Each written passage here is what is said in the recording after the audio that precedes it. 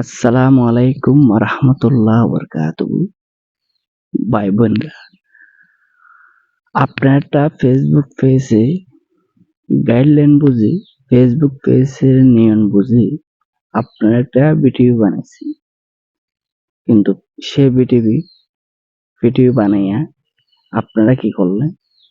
অনেক কষ্ট করে টাইটেল দিচ্ছেন, ডেসক্রিপশন দিচ্ছেন, অনেক কষ্ট করে তা সাজালেন, সাজে বাজে আপলোড করে দিয়েছেন। আপনারা আপলোড করে দেওয়ার পরে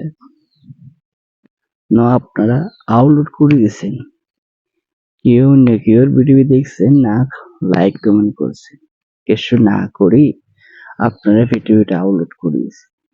এ ধরনের কি ভিডিও বানাইলে কি ভালো হবে? যেটা আপনার এটা কি ভালো হবে কি ভালো হবে না?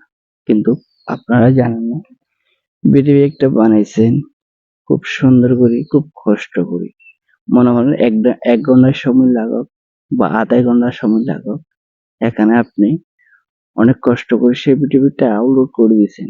আপলোড করে দেওয়ার পরে আপনার থেকে যারা নতুন আছে তাদেরকে বলছি, অবশ্য কমপক্ষে ১ ঘন্টা বা আধা ঘন্টা পর্যন্ত অন্যজনের ভিডিও দেখতে হবে। আর ভিডিও যদি না দেখেন, কিন্তু আপনার পেজটিও গ্রো হবে না, আর ভাইরাল হবার কি থাকবে না, চান্স থাকবে না।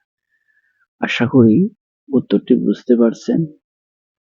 যদি বুঝতে পারেন, একটা লাইক দিবেন, সবার কাছে শেয়ার করতে বলবেন না। সবার ভালোর জন্য বলতেছি। ভালো থাকেন। আসসালামু আলাইকুম।